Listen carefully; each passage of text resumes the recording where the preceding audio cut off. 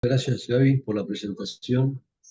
Muchas gracias a todos bueno, también al Grupo Brasil por permitirnos compartir esta actividad junto a todos ustedes y, bueno, también a los que están aquí presentes, ¿sí? De este tema seguramente ya habrán escuchado varias cosas. Voy a tratar de ir a los aspectos más centrales de lo que es el blanqueo y la moratoria, ¿sí? Para terminar de profundizar esto, de conocerlo y ver cuáles son las ventajas realmente de este paquete fiscal que nos trajo finalmente el gobierno después de varios meses de dulce espera, ¿no? Porque, como ustedes recordarán, esto fue propuesto por el gobierno a finales del año pasado, ni bien asumió, pero bueno, se lo aprobaron al gobierno recién el julio de este año, se publicó la ley el 8 de julio, ¿no? Muy distinto, por ejemplo, a lo que le pasó a Alberto Fernández, que presentó su ley de solidaridad, perdón, en diciembre de 2019, y en diciembre de 2019 fue ley, digamos, fue un proyecto que se aprobó en forma muy teórica, ¿no? Ese proyecto que nos trajo el impuesto al país, ¿se acuerdan? Y algunas cosas más. Pero bueno, un poco lo que querías mostrarle, antes de empezar con la parte, digamos, técnica dura, es qué pasó en los últimos 15 años, ¿sí? Del 2009 al 2024 hemos tenido varios blanqueos y moratoria, ¿sí? Eh, los distintos presidentes tuvieron su blanqueo y su moratoria, ¿no? No es casual esto, porque venimos de una historia donde estamos siempre en crisis. O sea, los impuestos se aumentan, hay veces que hay más impuestos y la realidad es que nunca alcanzan. Entonces, todo presidente que inicia se encuentra en una situación de crisis y lo que requiere es algo extraordinario para hacerse de fondos y tratar de sobrellevar su actividad o la actividad económica del Estado, y eso lo logra a través de un blanqueo y una moratoria, ¿sí? Acá les presento 5 casos, ¿sí? Eh, fueron todos muy distintos, ¿sí? Por ejemplo, el de Cristina Fernández con Julio Cobos logró que se exteriorizaran aproximadamente 4.600 millones de dólares. El de Amado Boudou con los Cedines y Cristina Fernández logró una exteriorización de aproximadamente 2.700 millones de dólares. Gabriela, Mauricio Macri y Gabriela Michetti, el famoso blanqueo de Macri, logró una esterilización de casi 117.000 millones de dólares. ¿Sí? Un récord a nivel nacional y mundial, sin duda, ¿no? Y Alberto Fernández, en el blanqueo de la construcción, estimaba recaudar 3.000 millones, estimaba que se exterioricen, perdón, 3.000 millones de dólares, y si bien no hay cifras oficiales, lo que se conoce es menor al 10%. ¿Sí? ¿Por qué? La gran diferencia. Bueno, más allá de las diferencias técnicas, las distintas leyes, donde hay algunas que son más amplias que otras, algunas que son mejores que otras, porque sale más barato regularizar con una ley que con otra.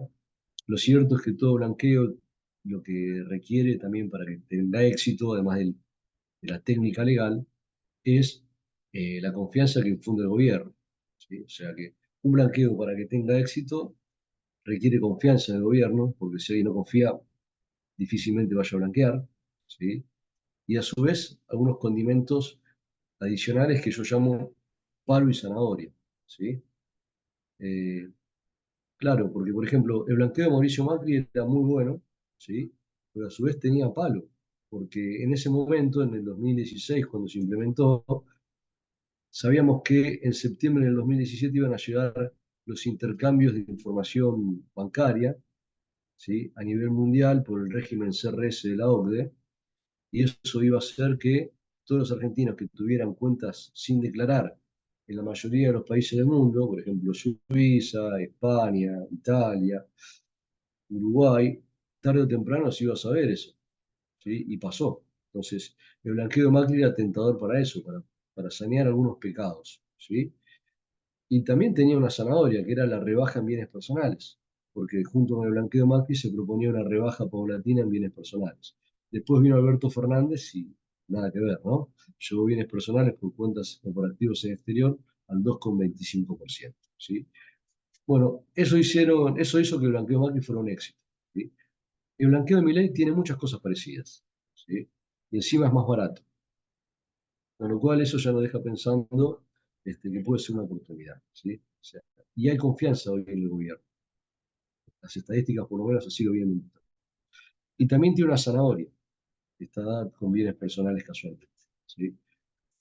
Así que bueno, esto que el blanqueo es parte de un paquete fiscal, la ley 27743, eh, tiene un blanqueo, tiene una moratoria que vamos a ver hoy, tiene una rebaja en bienes personales y tiene a su vez un régimen anticipado de ingreso de bienes personales por 5 años, donde se paga todo junto, 23 a 2027, es el 0,45% por año, ¿sí? Con lo cual es muy conveniente. Y hay unas pequeñas modificaciones en el impuesto a las ganancias de las rentas del trabajo, ¿sí? También lo que tiene es la derogación del ITI. Raro que se saque un impuesto, ¿no? Esta vez pasó.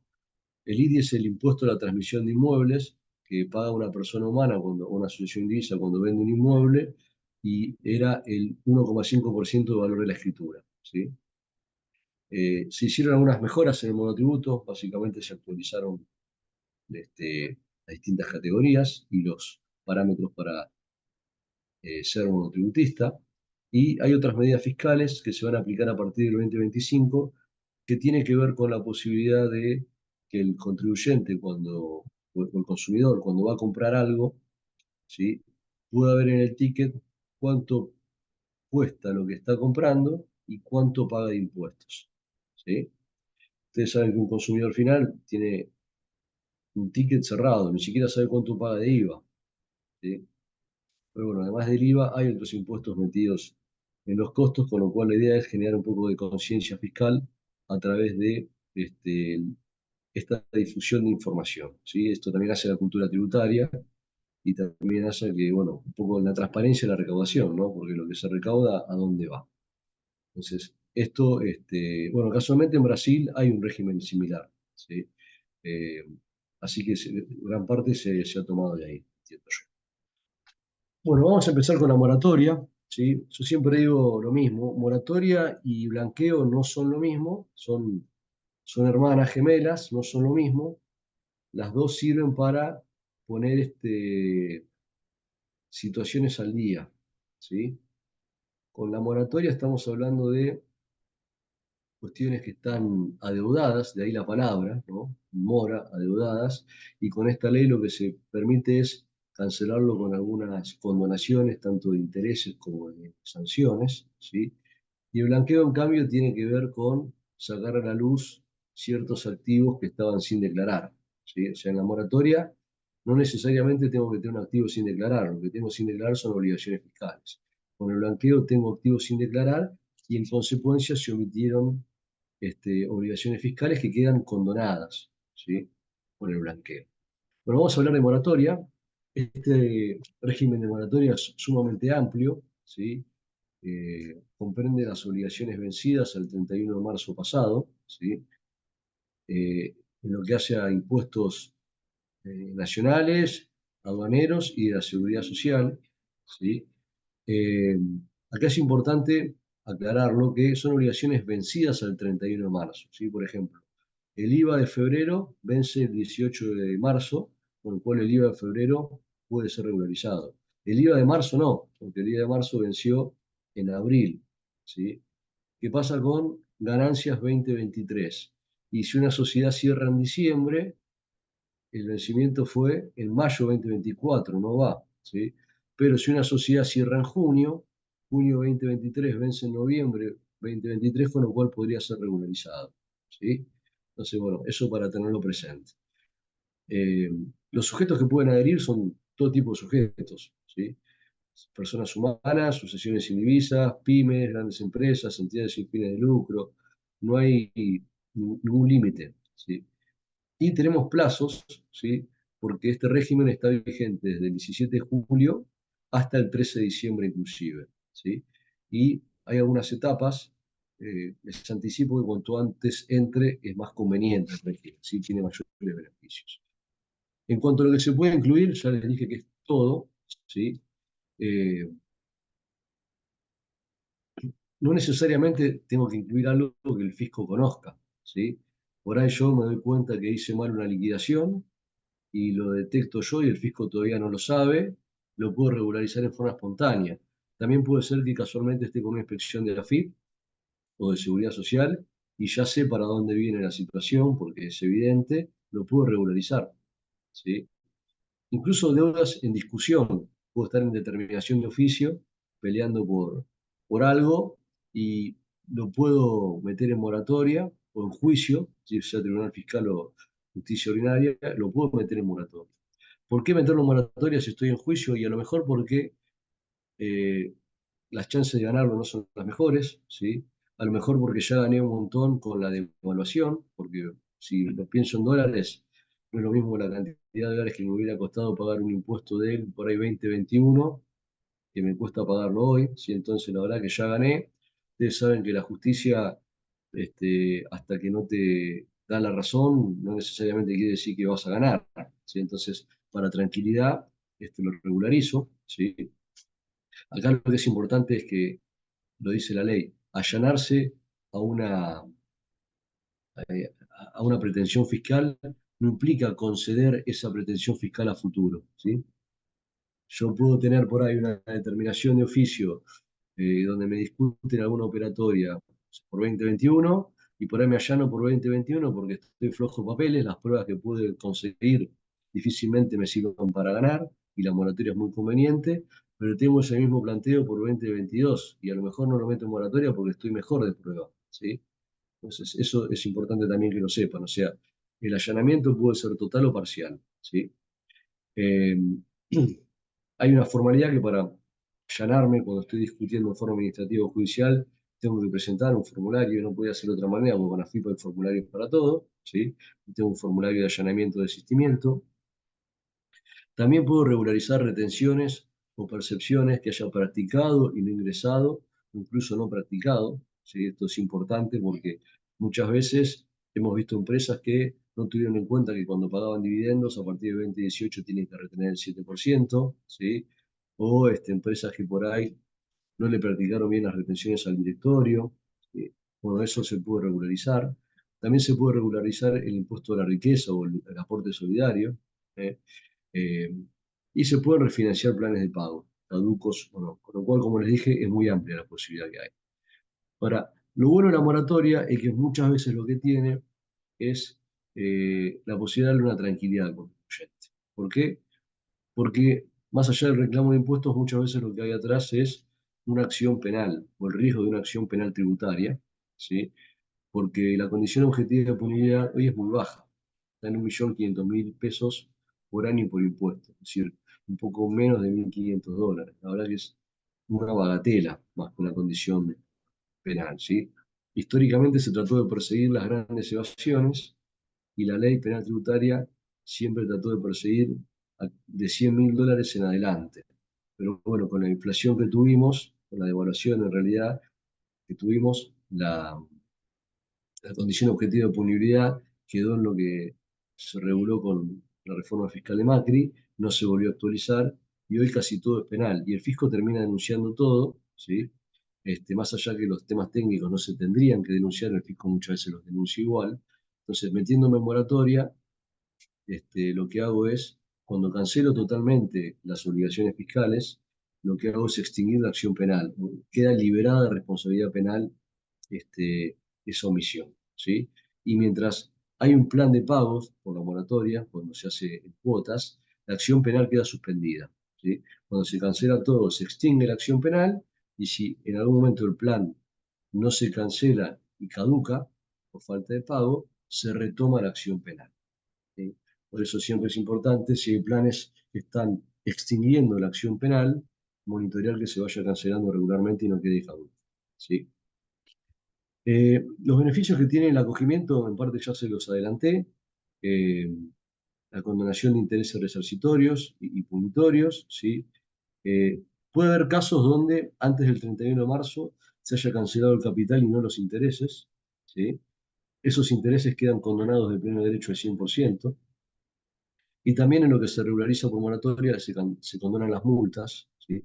Pero también se condonan las multas cuando se canceló el capital antes del 31 de marzo y no se pagaron las multas, ¿sí?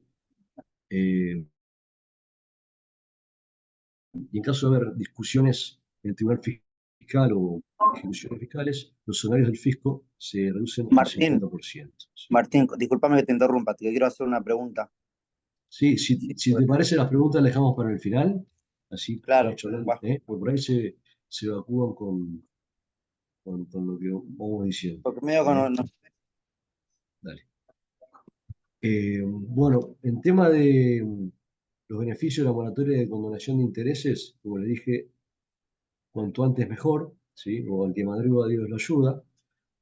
Este jueves está terminando la mejor de las posibilidades, que es tener un 70% de condonación de intereses, con pago de contado en hasta tres cuotas. El 14 de septiembre van a tener una condonación de hasta el 60% de intereses y hasta el 14 de octubre, también pagando el contado en hasta tres cuotas, una condonación del 50%. ¿Sí? Con planes largos, eh, la condenación es menor, desde el 40% hasta el 14 de octubre y hasta el 13 de diciembre el 20%. ¿Sí? Hay gente que está especulando con una devaluación, con lo cual, bueno, para que cada uno haga sus cálculos y vea cómo quiere regularizarlo. ¿Sí? Pero en nuestra opinión, sacándose los temas de encima cuanto antes, mucho mejor. Eh, la regularización de planes de pagos es posible, ¿sí? No es demasiado atractivo. Se condona el 30% de los intereses o el 100% cuando se canceló el capital antes del 31 de marzo. ¿Sí? Eh, y son planes de hasta tres cuotas como mucho, producto de la refinanciación. ¿Sí? Y el tiempo para hacerlo es hasta el 14 de octubre. ¿Sí? Eh, ¿Qué pasa con la tasa de interés? ¿Sí? En las posibilidades que les mencioné, de descuento del 70, 60 o 50%, no hay pagos a cuenta, la máxima cantidad de cuotas es de 3, y la tasa de interés de financiación es la tasa de descuento del Banco Nación para operaciones comerciales, más o menos según la categorización del sujeto como empresa PYME. ¿Sí? Una empresa mediana va a tener la cuota, la tasa de interés del Banco Nación. Una micro y pequeña, el 90% de esa tasa, una persona humana el 95%, ¿sí? Y una empresa grande va a tener 1,3 veces la tasa del Banco Nación para operaciones de descuento comercial. ¿Sí? En lo que hace a los planes largos, la diferencia que tenemos con los planes de tres cuotas es que van a existir pagos a cuenta. La cantidad de la deuda que se realiza, que se paga a cuenta, va a depender del tipo de sujeto, categorizado frente a la ley PYMES, ¿sí? Lo mismo que la cantidad máxima de cuotas, pero las tasas de financiación este, es la misma que les expliqué anteriormente, según el tipo de empresa. Entonces, cuando hablamos de moratoria, si bien tal vez no tenemos temas en discusión o no tenemos ninguna inspección, nosotros pensamos que siempre vale el ejercicio de hacer un análisis de conciencia y ver qué se podría regularizar, ¿sí? Porque realmente es muy conveniente por la condonación de intereses que tiene, como mínimo, ¿no? También por el tema de las multas. Entonces, bueno, si hay alguna, por ejemplo, algún criterio agresivo aplicado en alguna liquidación del impuesto a las ganancias, a lo mejor vale la pena dar marcha atrás con ese criterio. O algo que sabemos que esté mal, porque lo detectamos con alguna revisión, bueno, vale la pena corregirlo, ¿sí? Como también, bueno, ver qué temas hay en inspecciones abiertas, este, y también revisar alguna deuda que la cuenta tributaria FIP pueda llegar a informar, ¿sí? Vamos ahora a hablar de blanqueo, ¿bien? Eh, Algo que tal vez sea obvio para decir en esta instancia, pero nunca está de más repetirlo, que el blanqueo es para dinero negro, nunca para dinero sucio, ¿sí? La diferencia creo que es evidente, pero el dinero negro es el que proviene de una actividad lícita que no pagó impuestos, ¿sí? Y el dinero sucio es el que proviene de una actividad ilícita, ¿sí? Al dinero sucio no se lo puede blanquear. Lo que se puede blanquear es el dinero negro. Y en esta Argentina que estamos viviendo, y que bueno, también como es un país cíclico, pasó meses anteriores, lo que muchas veces sucede es que en realidad no hay dinero negro, hay dinero blue, porque la gente, muchos directivos de empresas, algunos comerciantes, ganan el dinero pagando impuestos. Lo que pasa es que nadie en su sano juicio ahorraría en pesos, ¿no? La inflación del 2023 fue del 211%. La inflación julio año pasado a junio de este año ha sido un 270%. Entonces digo, como nadie ahorra en pesos, el blanqueo muchas veces tampoco es eh, hacer algo negro, transformar en blanco algo que es negro, ¿sí? Lo que ha pasado es que mucha gente ahorraba en dólares, los dólares en el mercado libre de cambios no se podían adquirir, entonces se adquirían como se podían, ¿sí? Por eso este blanqueo también tiene un umbral, una franquicia que en donde no se paga el impuesto especial de blanqueo de $100.000, ¿sí? No es casual ese monto, considerando la Argentina de la que venimos, ¿sí? Eh, el blanqueo lo que tiene, como les anticipé cuando estábamos iniciando la charla, es la posibilidad de sacar bienes a la luz que no estaban declarados y a cambio de ello se exige el pago de un impuesto especial, ¿sí? Este impuesto especial es un impuesto que lo que hace es novar las obligaciones fiscales de los impuestos anteriormente omitidos y la novación se produce por el impuesto especial, ¿sí? Sustituye obligaciones omitidas en IVA, en ganancias, en bienes personales por el impuesto especial de regularización, ¿sí? Este régimen es sumamente amplio, pueden adherir también, amplio como también lo era la moratoria, ¿no? Pueden adherir sujetos residentes, personas humanas o jurídicas, residentes fiscales al 31 de diciembre del 2023, es la condición, ¿sí? Inscriptos o no inscriptos como contribuyentes.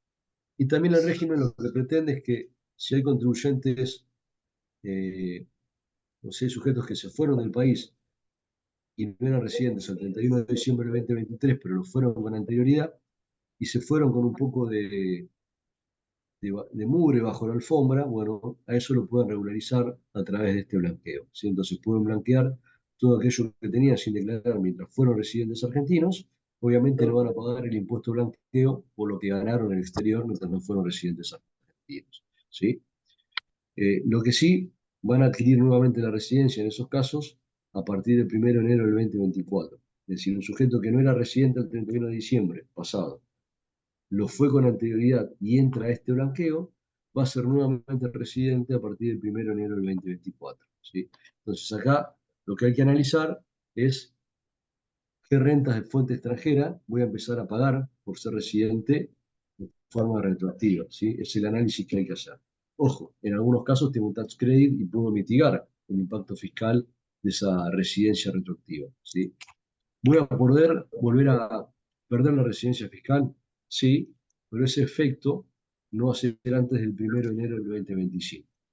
Eh, Ahora, el blanqueo también tiene plazos, ¿sí? Hay una fecha de límite que es el 30 de abril del año próximo. Se podrá prorrogar por el decreto del Poder Ejecutivo el 31 de julio, pero por ahora es el 30 de abril. Y tiene etapas el blanqueo. También acá, cuanto antes, más barato, ¿sí?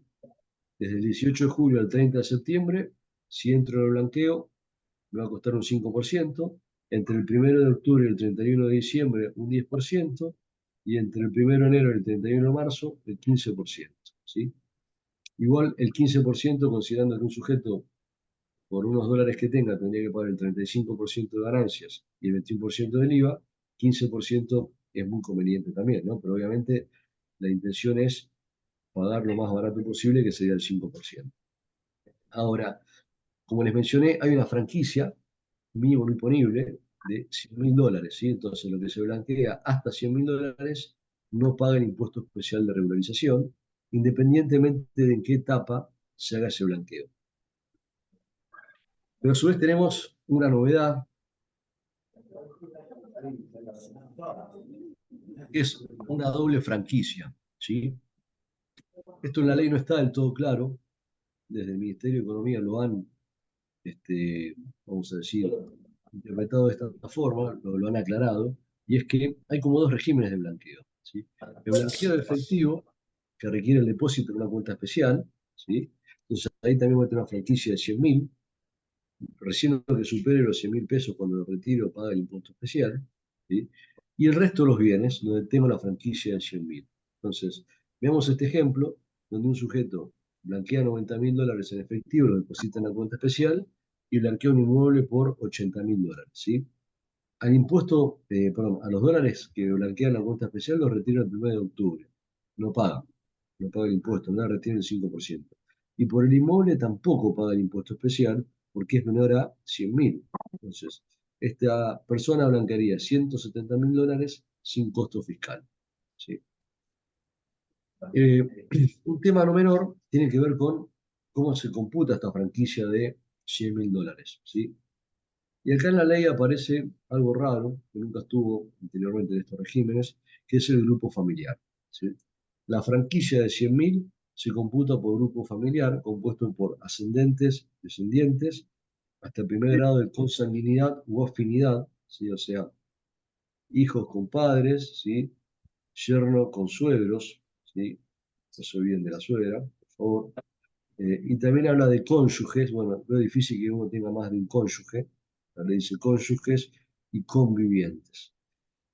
Ahora, es un poco complicada esta situación, no digo tener dos cónyuges ni dos convivientes, digo, es complicada la situación de blanquear y computar la franquicia con la familia, porque hay veces que la familia no se habla y por ahí un padre blanquea, el hijo blanquea y no dicen cuánto blanquea cada uno, ni siquiera dicen si blanquean, entonces ¿qué riesgo tiene esto? Que la ley dice, si no pagas el impuesto especial de regularización en forma completa, no vas a tener los beneficios de blanqueo, ¿sí?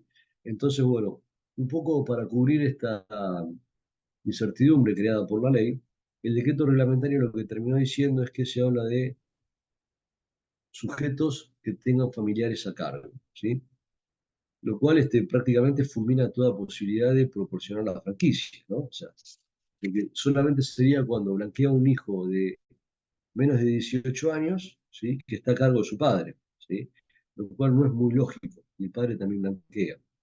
Pero lo más usual es que blanquee un padre que tiene independencia económica respecto del hijo y blanquea al hijo que es totalmente independiente económicamente del padre, con lo cual ambos computan la franquicia en forma plena y a partir de lo que dice el decreto, este tema del grupo familiar queda resuelto, ¿sí?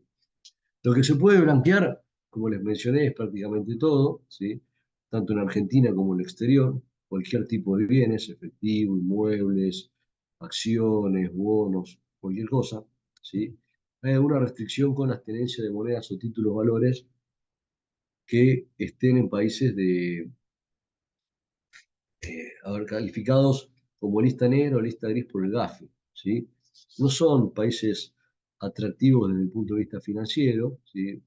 No son polos financieros.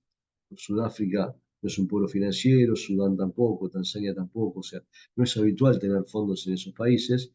Esto es una lista gris, la lista negra tampoco, ¿sí? Pero bueno, la ley lo dice. ¿A qué fecha se blanquea? Bueno, se blanquea lo que un sujeto tenía el 31 de diciembre pasado, ¿sí? Lo que tenemos como inconveniente es que pasó mucho tiempo desde que empieza a regir el blanqueo y entre el 31 de diciembre pasado, ¿sí? Como dijo un expresidente, a lo mejor pasaron cosas. ¿Y qué puede haber pasado? Bueno, a ver, yo puedo tener dinero en efectivo el 31 de diciembre, ¿sí? Pero en abril me compré un inmueble, dinero en efectivo no declarado. Y en abril a lo mejor me compré un inmueble. El efectivo en principio hay que depositarlo para hacer blanqueo, ¿sí?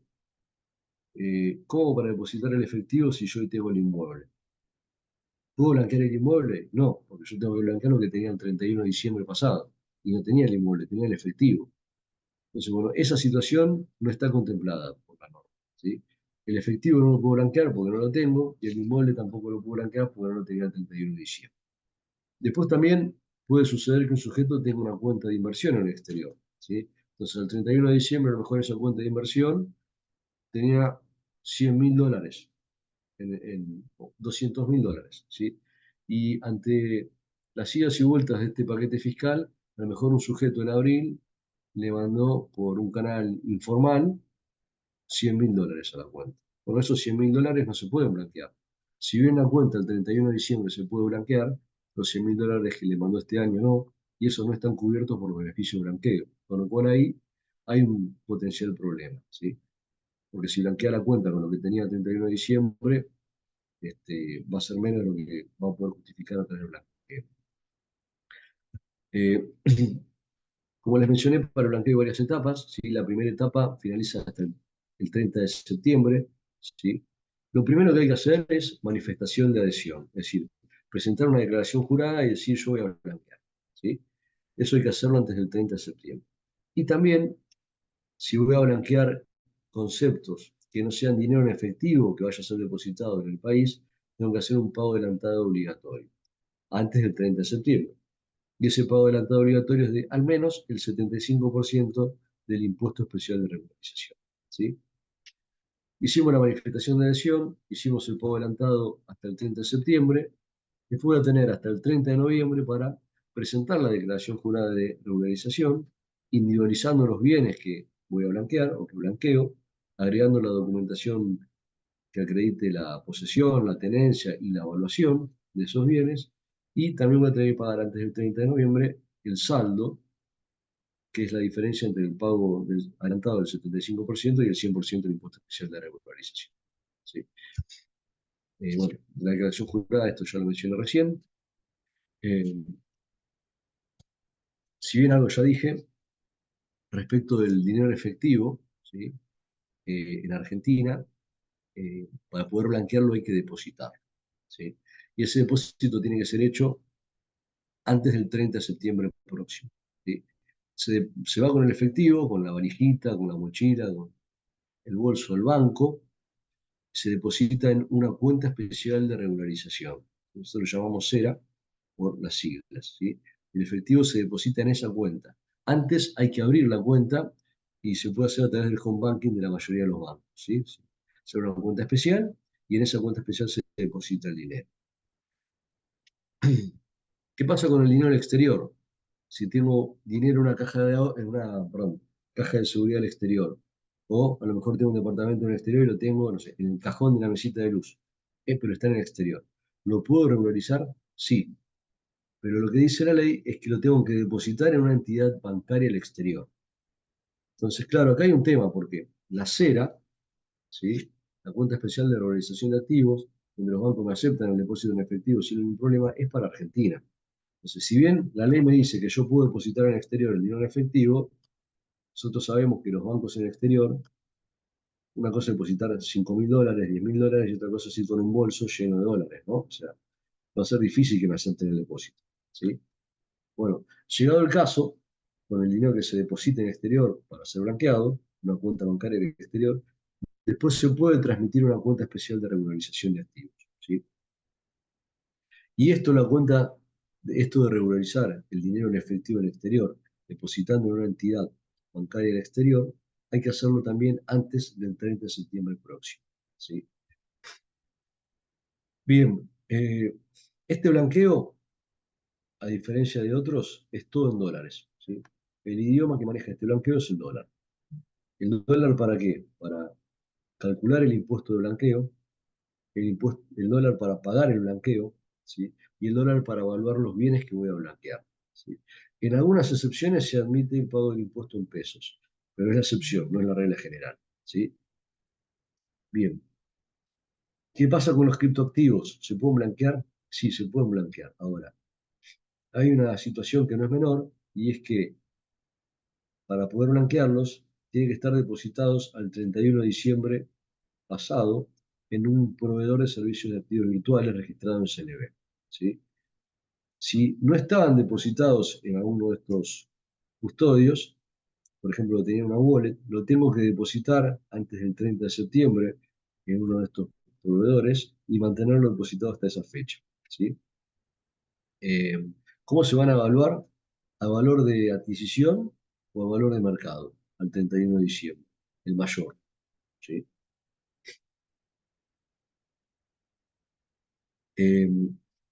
Y una vez que blanqueo, ¿qué pasa? ¿Sí?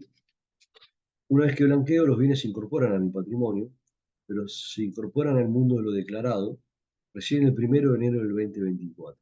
Entonces, por lo que yo blanqueo, por ejemplo, bienes personales del 2023 no pago, porque yo los incorporo fiscalmente el 1 de enero del 2024.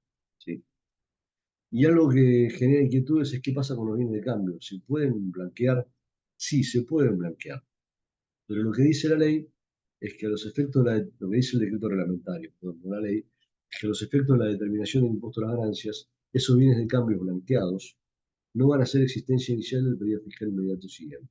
Entonces, lo que me están diciendo es, no es existencia inicial del periodo fiscal inmediato siguiente, no va a formar parte de tu ocasión del costo de la mercadería vendida. Entonces, cuando vos lo vendas, vas a pagar el 35% sobre el valor de la venta, no sobre el costo. ¿Sí?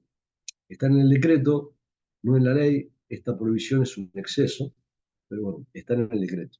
La AFIP va a tener que se respete el decreto. Si algún contribuyente no está de acuerdo, tendrá que judicializar su falta de acuerdo con el decreto. Como les dije, el impuesto se puede ingresar en pesos, en algunos casos son muy contados. Se tiene que dar concurrentemente que se exterioricen solo bienes en el país y dichos bienes estén medidos o expresados en pesos. Por ejemplo, inmuebles, ¿sí? Lo que pasa, la escritura tiene que estar de ese inmueble tiene que estar en pesos. Si tengo una escritura en dólares, ya no puedo pagar el impuesto en pesos. ¿Sí? ¿Qué hago ahora con lo que blanqueo? ¿Sí? Si blanqueo dinero principalmente, ¿no? Eh, yo les hablé que el blanqueo tiene una franquicia de $100.000, pero a su vez el blanqueo tiene la posibilidad de ser gratis. Cuando yo blanqueo dinero efectivo en el país o fondos en el exterior que los transfiero al país a una acera. ¿Sí? Yo puedo tener una cuenta bancaria en el exterior, el 31 de diciembre la blanqueo, esos fondos los transfiero a una cuenta especial de regularización antes del 30 de septiembre y puedo no pagar el impuesto del 5%. ¿Cómo? Los puedo dejar depositados a la vista en la cuenta especial bancaria. También les dije que podemos abrir una cuenta especial comitente en una LIC, ¿sí?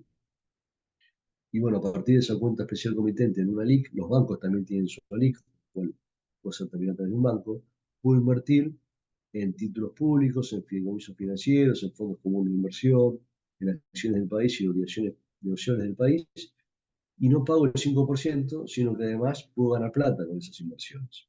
¿Sí? Pero además, lo que genera esta ley es la posibilidad de invertir en proyectos inmobiliarios, nuevos o casi nuevos, ¿sí? Es decir, proyectos que no habían iniciado al 8 de julio o que al 8 de junio tengan un avance inferior al 50%. Y puedo invertir en forma directa, o sea, eh, con boleto de compraventa, entro en un desarrollo inmobiliario con boleto, ¿sí? O a través de fideicomisos, fondos comunes de inversión, etc. A ver, algunos ejemplos, ¿sí? ¿Qué pasa con los inmuebles? Yo blanqueo más de $100.000. Puedo invertir en obra nueva, ¿sí? Eh, no pago el impuesto especial, puedo invertir desde que hago el depósito, la cuenta especial de regularización. Lo que sí tengo que mantener la inversión hasta el 31/12/2025. Si yo me voy antes, me retienen el 5% del impuesto especial, ¿sí? Eh, ¿Qué pasa con los inmuebles usados? ¿Yo puedo comprar un inmueble con el blanqueo? Sí, pero ojo, no es sin costo fiscal. Yo deposito, a eso que deposito lo tengo que tener depositado hasta el 30 de septiembre, y el 1 de octubre lo puedo sacar y compro un inmueble usado, pero me retiene el banco el 5%. Si blanqueo menos o si blanqueo hasta $100.000, no pago nada, ni en obra nueva ni en inmuebles usados. ¿Sí? Bienes a nombre de terceros no se pueden blanquear, en la ley no está, y entre los efectos que tiene la regularización es la liberación de, vamos a decir, reclamos fiscales por esos activos que no se habían declarado, la liberación de acciones civiles y por delitos tributarios, cambiarios y aduaneros, y también por infracciones administrativas que tengan origen en esos bienes que se declaran. ¿Sí? En la liberación de blanqueo no solo queda comprendido el contribuyente, sino en casos de sociedades que se integran en el órgano de administración, gerentes, síndicos, los representantes legales de sucursales de empresas extranjeras y también los auditores. Bueno, ¿Sí? mira, fui a buscar a ver los pantalones. Bueno, Perdón, y algo que nos contaron Perdón, que pasaron. Martín, porque creo que alguien tiene el micrófono abierto. Perdón, Sí, ¿eh? me parece que ya lo silenciaron igual. Adelante. Bueno, y también lo que se produce es la liberación del pago de impuestos que tuvieran origen en estos activos, ¿no? Entonces, digo, a nivel de empresas, muchas veces donde no hay venta sin declarar, el blanqueo es una forma diferente de salir por ahí de un reclamo, ¿sí? O sea, es una forma extraordinaria de determinación de un proceso administrativo o judicial. ¿Por qué digo esto? Porque supongamos que a una empresa le encuentran, la FIP le discute la verosimilitud de la operación con un determinado proveedor que está en la base APOC, ¿sí? Cosa que siempre pasa, pero no porque la operación sea simulada, sino porque en realidad la operación es real, pero el proveedor se cayó del sistema. Como el fisco no le pudo cobrar al proveedor, lo pone en la base APOC y le termina cobrando a todos los que operaron con ese proveedor, ¿sí? Entonces, ¿la empresa podría regularizar en moratoria la factura apócrifa? Sin duda, ¿sí? Pero ojo que con el blanqueo también se libera de la factura apócrifa, del reclamo, y es mucho más barato. Con el 5% se libera de todos los impuestos que el fisco puede reclamar por una factura apócrifa. Vean acá los impuestos liberados: impuesto a las ganancias, salidas no documentadas, ¿sí? Y también está el IVA. La diferencia del blanqueo de Macri, no se restringe, no se limita la liberación de ganancias por facturas apócrifas o la liberación de IVA por facturas apócrifas, como sí está expresamente contemplado en la ley de blanqueo de Macri, ¿sí? La ley 27260. Entonces, nosotros sabemos que nadie está privado de hacer nadie está obligado a hacer lo que la ley no manda, ni privado de lo que ella no prohíbe, ¿sí? Entonces, si la ley no contiene una restricción, no hay restricción. Las facturas apócrifas se pueden liberar con el blanqueo. Entonces, piensen también las empresas en este tipo de situaciones, donde muchas veces no hay incumplimiento, sino que hay contingencia, porque el reclamo está igual, ¿sí? Eh, Ahora, hay algo que no es menor, que es una novedad que es muy importante, ¿sí? Los blanqueos siempre eran eh, un beneficio para quien blanqueaba, ¿no? Blanquea una persona, se beneficia a él; blanquea a la sociedad, se beneficia a la sociedad. Son las sociedades argentinas que son fiscalmente transparentes. Este blanqueo lo que tiene es que el blanqueo del accionista le da a la sociedad los mismos beneficios que tiene el accionista, ¿sí? Esto está en el artículo 35, ¿sí? Y los mismos beneficios son los mismos beneficios en todos los impuestos, ¿sí? Esto es muy interesante, ¿sí? Porque muchas veces pasa también que hay empresas que tienen actividad marginal y esa actividad marginal al producido se lo lleva el socio. Entonces, bueno, blanqueando los socios están saneando la sociedad, como una vacuna que se da a uno e inmuniza a todo el grupo, ¿sí? Bueno, y acá está el efecto típico de las sociedades transparentes, pero solo para ganancias. Una sociedad transparente, una sociedad, vamos a decir, colectiva, casi no hay, está en la ley, pero la realidad es que casi no hay. Si blanquea la sociedad, el blanqueo de la sociedad beneficia a los socios solamente en el impuesto a las ganancias, ¿sí? Lo comento para diferenciarlo de lo anterior. Esto es mucho más restrictivo, lo anterior es mucho más general y conveniente, ¿sí? Pero también tenemos la chapa del tapón fiscal, ¿sí? Cualquier bien o tenencia que se hubiera tenido antes del 31 de diciembre del 2023 y no hubiese estado declarada, queda condonada cuando yo llego al 31 de diciembre del 2023 con todo declarado y blanqueado, ¿sí? E incluso los beneficios de blanqueo aplican sobre los consumos no declarados, ¿sí? O sea, mucha gente no tiene bienes, pero tiene ingresos marginales y se los gasta. Bueno, si esos gastos, esos consumos fueran detectados, esto está cubierto cuando el sujeto blanquea, ¿sí? ¿En qué consiste el tapón fiscal? Supongamos que un sujeto tenía un auto, no lo tenía declarado en 2022, lo vende y en 2023 compra otro auto y lo blanquea. Entonces, cuando la FIP le encuentre el auto no declarado, dice: no, mira, yo llegué al 31 de diciembre de 2023 con todo declarado. Ese auto de 2022 es cierto, no estaba declarado, pero vos, AFIP, no me podés reclamar nada porque opera el tapón fiscal, ¿sí? A diferencia del blanqueo de Macri, si el blanqueo es insuficiente, no es total, no se cae el blanqueo, ¿sí? Lo que se cae es el tapón fiscal, pero hay un umbral del 10%.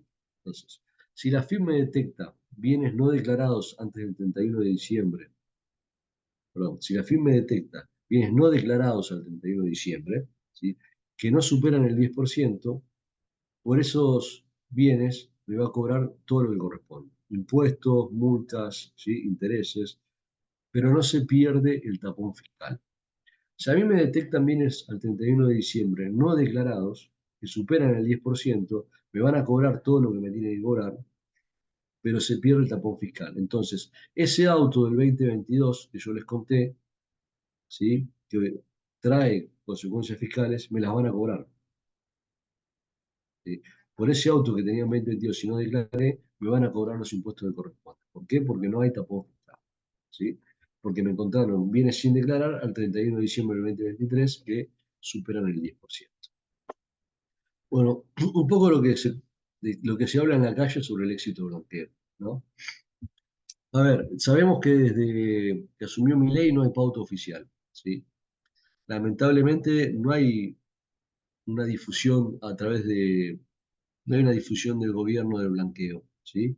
Lo que hay son, en caso de AFIP, inducciones a personas físicas y jurídicas que tengan algún tema con AFIP, una inspección, una determinación de oficio, un juicio, donde en estos días se les está notificando que está el blanqueo y que está la moratoria principalmente, el blanqueo no se notifica nada, pero digamos, lo que falta hoy es, de parte del gobierno nacional, una amplia difusión de los beneficios del blanqueo, que realmente es un blanqueo muy bueno, porque tiene una franquicia de $100.000, ¿sí? Además es muy barato, y además puede ser regalado, porque como le conté, no solo que no pago, sino que puedo invertir y gano plata con el blanqueo, ¿sí? Entonces, el éxito un poco tiene que ver con las bondades del régimen. También, si bien este blanqueo no tiene que ser total, a diferencia de lo que tenía el proyecto de ley, en diputados se incorpora una frase que es que los sujetos que adhieran a este blanqueo no van a poder inscribirse en otros regímenes de regularización que pudieran implementarse hasta el 31 de diciembre del 2038. ¿Sí? Esto es una ley, se borra con otra ley, pero esto es lo que está. Entonces, lo que yo entiendo que la ley nos está diciendo es, mirá, vos blanquea todo, porque no vas a tener otra oportunidad hasta el 31 de diciembre del 2038, pero, ¿sabés qué? A partir del blanqueo, o desde que blanqueás, portate bien, porque tampoco vas a tener oportunidad de ponerte al día si te portás mal hasta el 31 de diciembre del 2038, ¿sí? Y un poco, cuando les hablaba de blanqueo de Macri, les hablaba de intercambio de información financiera a la OCDE. Hoy tenemos un intercambio de información con Estados Unidos, ¿sí? Hubo un primer intercambio de información de requerimiento, un acuerdo bilateral que firmó Pratt Guy el 23 de diciembre de 2016, ¿sí? Estados Unidos no firmó muchos, firmó algunos, que son estos que están en la lista. Pero Argentina, con un caso concreto que conozco de un contribuyente que tenga activos en Estados Unidos y que el contribuyente no informa, Argentina se da vuelta, le pide a Estados Unidos la información y Estados Unidos se la consigue. Eso no es menor. A su vez, Massa, a finales del 2022, logró lo que Macri no logró, que fue el intercambio de información FATCA, bilateral y recíproco con Estados Unidos, ¿sí? Donde hay 7 países de Latinoamérica que lo tienen, Argentina es el último que se incorporó. Y funciona. Argentina entrega información a Estados Unidos de residentes americanos con cuentas en el país y Estados Unidos informa a la Argentina cuentas que tengan argentinos en Estados Unidos, cuentas bancarias o de inversión, ¿sí? Eh, Algunos colegas ponen en duda que el intercambio FATCA se vaya a generar. ¿Por qué? Y porque teóricamente tiene que haber una nota donde Estados Unidos reconoce que Argentina es segura informáticamente, ¿sí? La FIP dijo que está todo cumplido, que que el intercambio de información se va a hacer en septiembre, ¿sí? Muchos colegas insisten con que se muestre la nota.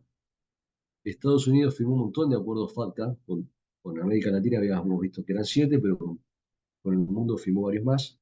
En ningún caso se conoció esa famosa nota. ¿Por qué? Porque es un documento interno entre las partes, ¿sí? No es casual que Argentina no lo muestre, no. Ninguna de las partes lo mostró a esa nota, ¿sí? Pero bueno, en todo caso, el que no, el escéptico, el incrédulo, si no entra en septiembre, entrará más tarde y le saldrá más caro, ¿sí? Si no entra, entiendo que tendrá problemas o podrá tener problemas con la FIP, ¿sí? Eh, entonces, el blanqueo también llega en un momento oportuno, porque ahora en septiembre va a entrar, recién va a llegar el primer intercambio FATCA de las cuentas con Estados Unidos, entonces es un buen momento también para ponerse al día. No es en vano recordar que en el blanqueo de Macri muchos se fueron de Europa a bancos de Suiza. ¿Por qué? Perdón, se fueron de Europa a bancos de Estados Unidos. ¿Por qué? Porque Estados Unidos no era parte del intercambio de la ONCE, tenía su propio régimen FATCA. Y Estados Unidos no tenía en aquel momento el acuerdo FATCA con Argentina. Ahora sí. Entonces eso también hace que estemos en una circunstancia similar al blanqueo de Macri y le da un empujoncito más a este blanqueo para que sea exitoso, ¿sí? A pesar de la falta de difusión que tiene el régimen por parte del gobierno, porque no hay pauta pública, ¿eh? Así que bueno, esto un poco es lo que les conté, no quiero aburrirlos más, ¿sí? Le dejo la palabra a Karina Una consulta, Martín, para que no se nos acumulen preguntas de ambos. ¿Te parece prudente, primero agradeciéndote profundamente porque es muchísima información y es un lujo que hayas podido compilarla? Teníamos a Mauro que había querido hacer una pregunta. No sé, Mauro, si en todo el desarrollo que hizo Martín ya quedó respondida. ¿Estás por ahí? ¿Estás Se ahí? nos durmió.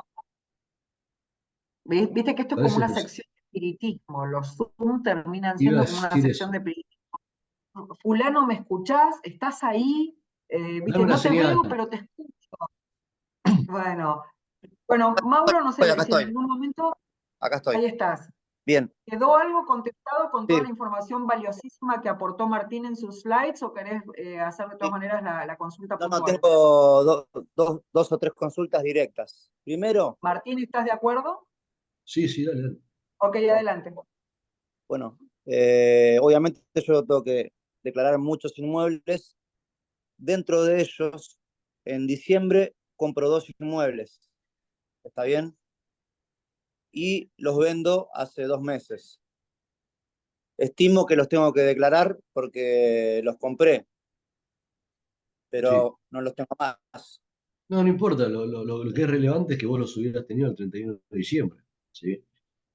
Ahí estaba escriturado ya, o sea, es la Sí, sí, obligación sí. A ver, declararlos. pasa incluso con cuentas bancarias. Vos por ahí en una cuenta tenías una cantidad de Bien. dinero y a lo mejor después tenés menos. ¿Sí? Bueno, y la otra es que explique brevemente cómo calculás la base imponible de un inmueble X para llegar a ese 5%. Mirá, la base imponible es valor de escritura, ¿sí? O Sí. el valor fiscal por 4 Por de los 4 que dividido resulten. por 4 y por 0,5 después.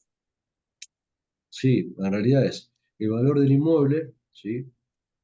Según la escritura, versus el valor fiscal por 4, ¿sí? De esos tomás el mayor, a eso Sí. los tendrías que pasar a dólares, o sea, lo dividís por 1000 para pasarlo a Dólares del Banco de Nación. dólares. Hay un tipo de cambio especial para el blanqueo que es 1000, ¿sí? Bien, Es el bien. dólar real, el dólar CCL del 31 de diciembre, que es 1000. Sí. Después de hacer esa división, multiplicás por 5%, ¿sí? En rigor de verdad, después de hacer la división, tendrías que restar los 100.000, que es la franquicia, y el resultado de esa resta lo multiplicás por el 5%. Vamos de nuevo. Valor de Vale. escritura versus valor fiscal por 4, de los dos el mayor. A ese mayor que tomes lo dividís por 1000 para pasarlo a dólares. A ese valor en dólares le restás la franquicia de 100.000 y el resultado de esa sustracción lo multiplicás por el 5% de la tasa del impuesto especial de regularización. Vamos de vuelta por si no queda claro. Estamos hablando del total de los inmuebles que meto en mi declaración o de un No, inmueble es solo. inmueble por inmueble. A ver, la comparación del valor de adquisición versus la evaluación fiscal por 4 es inmueble por inmueble. ¿Sí? Perfecto. ¿Está bien? De Perfecto. cada inmueble tomás el mayor. Bien. Si querés, sumás el mayor valor de cada uno de esos inmuebles, lo dividís Sí. por 1000, le sacás 100.000 y multiplicás por 5%. Perfecto, Martín. Y la otra es todos los impuestos que yo me daría al blanqueo de Macri y nunca pagué bienes personales. ¿Eso lo tendría que pagar o ya quedó eximido?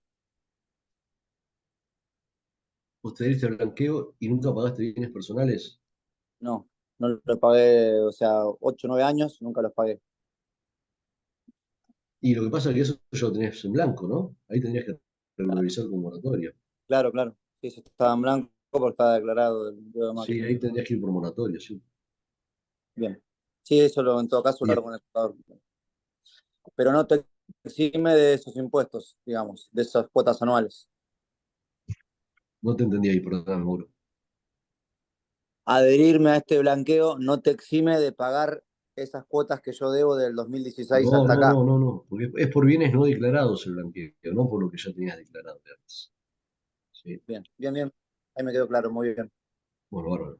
Gracias, Martín. Muchas gracias, así Nada, no se hace tan largo con temas personales y calculo que también podemos dejar abierta la posibilidad de que si alguien tiene un tema más delicado y más personal, así lo pueda escribir y nosotros se lo pasamos a los doctores después por privado, así no se hace tan largo. Perfecto. ¿Les parece bien? ¿Tenemos alguna pregunta más para Martín? Porque todavía tenemos la posibilidad de disfrutar a la doctora Castellano, así que si hay alguna pregunta más para el doctor Caranta, no sé, ¿alguien está por ahí? No estoy viendo si alguien levanta la mano.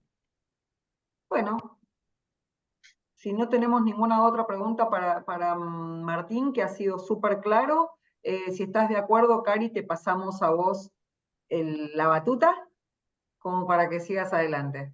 Estoy de acuerdo, quiero hacerlo cortito, porque ya llevamos casi una hora, entonces no quiero que se duerman allí. Vamos a tratar de ir a lo conceptual.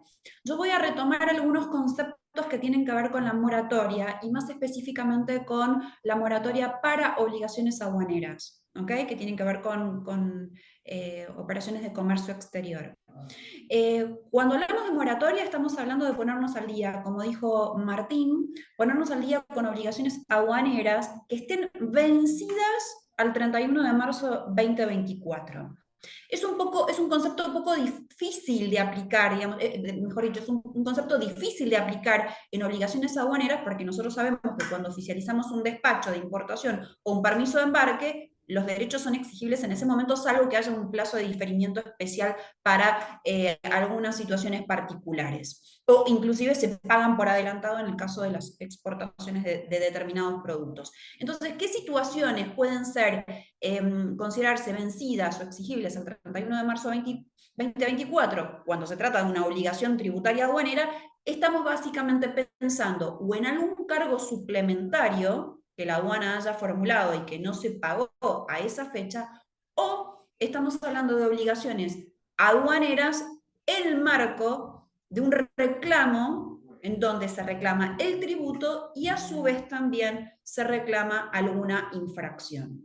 Entonces, allí surge el hecho de que para los conceptos aduaneros se pueden regularizar, se pueden efectuar pagos voluntarios de los tributos reclamados por aduana en el marco de la regularización que plantea la ley 27743 en el título 1, y determinar o analizar en el caso concreto de cada uno de esos de nuestras infracciones si esos tributos están exigidos en forma independiente o hay una multa asociada a ese tributo.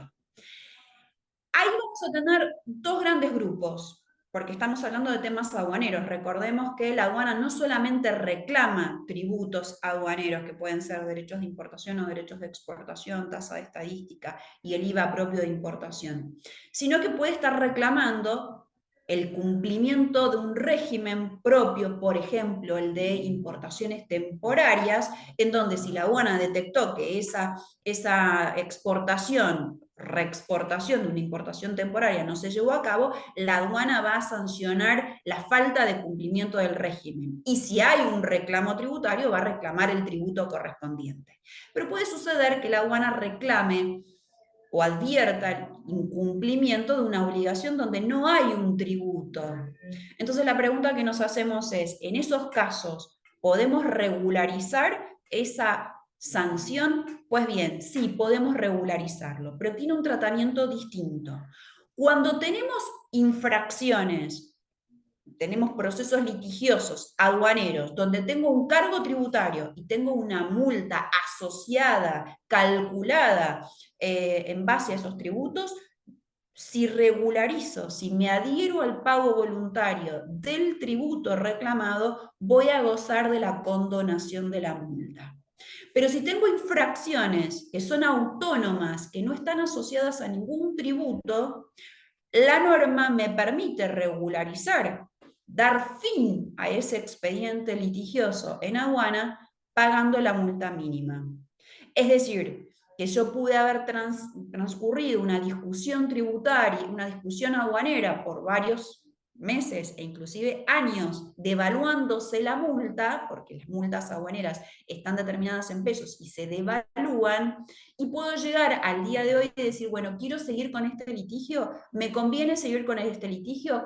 Puede que no, porque la multa se sigue devaluando, o puede que sí, porque yo tengo multas que se cuantifican. La aduana puede graduar las multas y no necesariamente aplicar la multa mínima, porque por ello ya tengo antecedentes, y los antecedentes son criterios para agravar las multas aplicables por la aduana, y entonces ahí sí convenga dar por concluido el expediente aduanero, ya sea en instancia aduanera o en instancia de apelación, y pagar la multa mínima. Es decir, que lo importante acá es determinar si yo tengo litigios con componentes tributarios y además sanciones, en donde voy a tener que pagar los tributos para obtener la condonación de la multa, y además para los tributos voy a poder conseguir una reducción de los intereses en función del momento en el cual manifieste mi adhesión al régimen, y aquellos casos donde solamente tengo litigios aduaneros con multas. Por eso cada caso amerita el análisis, ¿sí? Si conviene o no conviene en términos aduaneros la adhesión al régimen. Los beneficios son los que mencionó Martín al comienzo de nuestra charla, es decir, si nos estamos adhiriendo a este régimen que es de un pago voluntario, básicamente me estoy allanando a la pretensión tributaria de la DGA, estoy desistiendo de mi reclamo, puede ser total o parcial, y si estoy hablando ya de un desistimiento en una instancia de apelación, tengo que tener presente que me voy a tener que hacer cargo de las costas por principio del vencido en el litigio y de los honorarios, en donde hay una reducción que plantea la normativa vigente para las costas por ser vencido en el litigio, ¿no? El reconocimiento del desistimiento implica hacerse cargo de estos gastos. Y por supuesto, para que esto pueda ocurrir, tengo que estar en un proceso todavía, no debe existir sentencia firme, y por sentencia firme la reglamentación ha aclarado que no debe ser una sentencia que no se encuentre consentida o ejecutoriada, es decir, que no haya todavía cosa juzgada.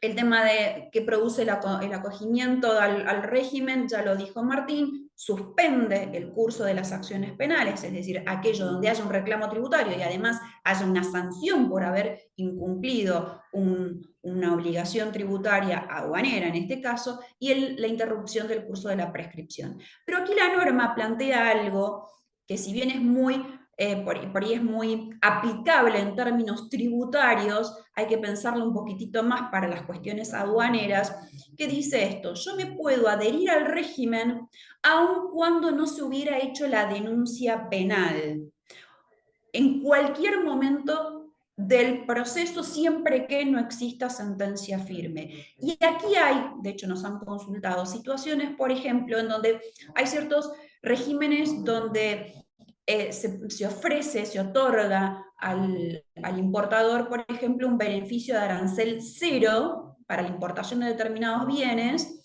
con la condición de que se cumplan determinadas exigencias. Esas exigencias por ahí no se satisfacen, ergo nace o da lugar al nacimiento de la obligación tributaria, es decir, son exigibles los derechos, pero aún esos derechos no están determinados. Por alguna cuestión administrativa no tenemos la formulación del cargo de la aduana, no tenemos la denuncia hecha por aduana, entonces la ley lo contempla, yo podría adherirme al régimen, podría realizar el pago voluntario, pero ¿cuál sería el procedimiento aplicable en el caso de los procesos aduaneros? ¿Sí? Porque esta norma es una norma que introduce conceptos aduaneros, pero tiene la mirada puesta en los tributos de la DGI, ¿no? IVA, ganancias, bienes personales, etc. Bien, esto ya lo explicamos, cuáles son los plazos de la moratoria, ya Martín lo señaló, cuáles son las etapas, cuáles son las reducciones que se otorga a los intereses compensatorios y punitorios, con lo cual esto aplica los mismos criterios que para los impuestos nacionales. Lo mismo para los tipos, la cantidad de cuotas, ¿sí? Si voy a pagar voluntariamente, pero necesito tiempo y necesito hacerlo en cuotas, bueno, cuáles son las cuotas, el plan de cuotas, la cantidad de cuotas máximas y los pagos a cuenta, el pago inicial que debo hacer para adherirme a la moratoria. En el caso de los procesos aduaneros, tengan presente que primero me tengo que adherir al régimen, manifestar mi adhesión al régimen. Para ello hay que presentar un formulario, ese formulario hay que presentarlo en el expediente aduanero y luego generar todo el proceso del plan de cuotas a través del sistema de AFIP y crear las correspondientes ELEMAN, ¿no? Para poder asociarlas a las obligaciones tributarias que queremos cancelar. Y por último, asociado a estas infracciones y estos delitos aduaneros y también delitos cambiarios, porque es en el único momento de toda la ley en el que se contempla el concepto cambiario, aparece la posibilidad del blanqueo, ¿sí? Ya no la regularización, ya no el pago voluntario en el marco de un proceso en curso.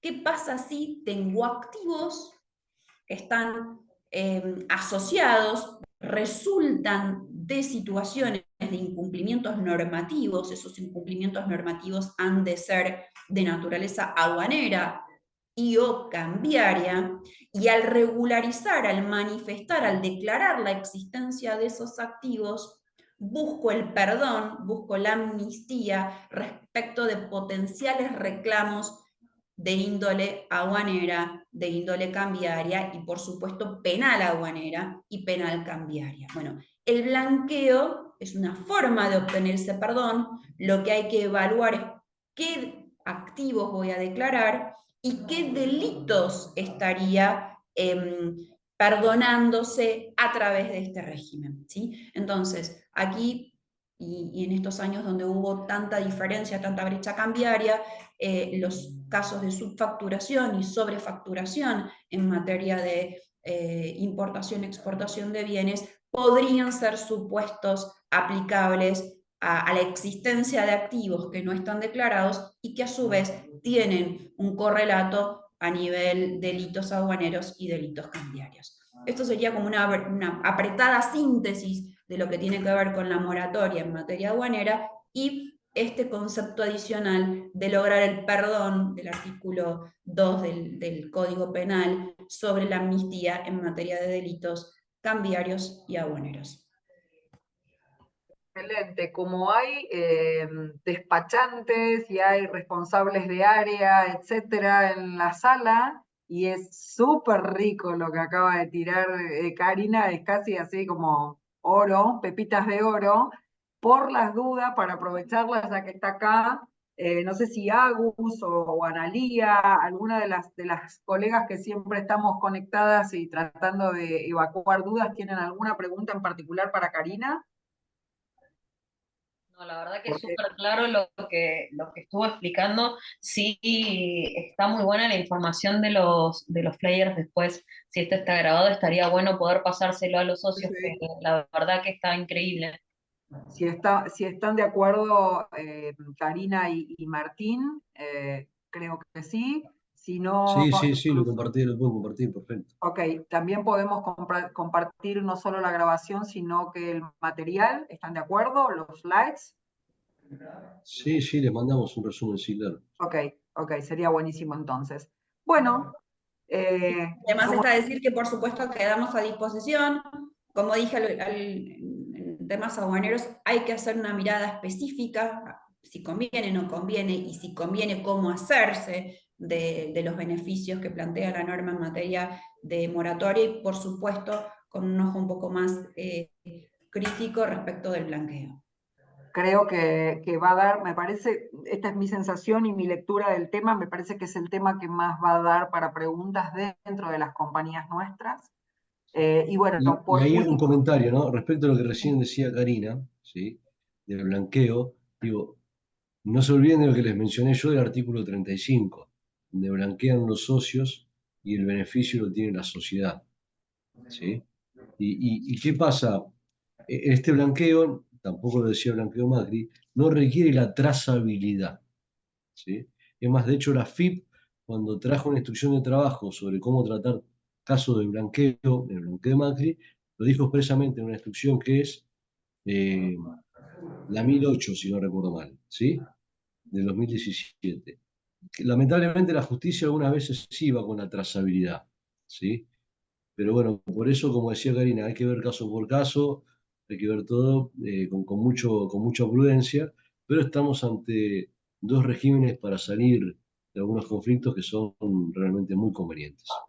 Sí, y lo último que digo, a veces las discusiones que se presentan es, yo tengo un proceso en curso, un proceso aduanero en curso, por ejemplo, y ¿cabe el blanqueo o son dos procesos por separado? Porque primero el blanqueo puede abarcar periodos distintos a los periodos o a las infracciones que están siendo objeto de proceso, de un expediente en aduana. Entonces hay que ser cuidadoso porque por ahí mi blanqueo es mayor, abarca el proceso puntual, y también hay que tener en consideración que si yo ya tengo un proceso en curso, aplica el proceso o el concepto del principio jurídico de no incidem. Entonces, si yo ya resuelvo un proceso en curso, la aduana no tendría por qué venirme a reclamar con otro delito aduanero y o cambiario. Entonces son temas que exigen una revisión puntual para definir, bueno, básicamente las estrategias pertinentes.